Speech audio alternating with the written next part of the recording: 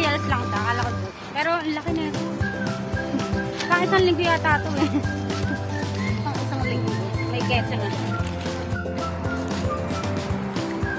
So ito yun guys. Para siyang ano yung crust ng tinapay. Naubos mo yun. Pang isang linggo to. Para siyang ano yung crust ng pizza na yung buong bilog nun may keso.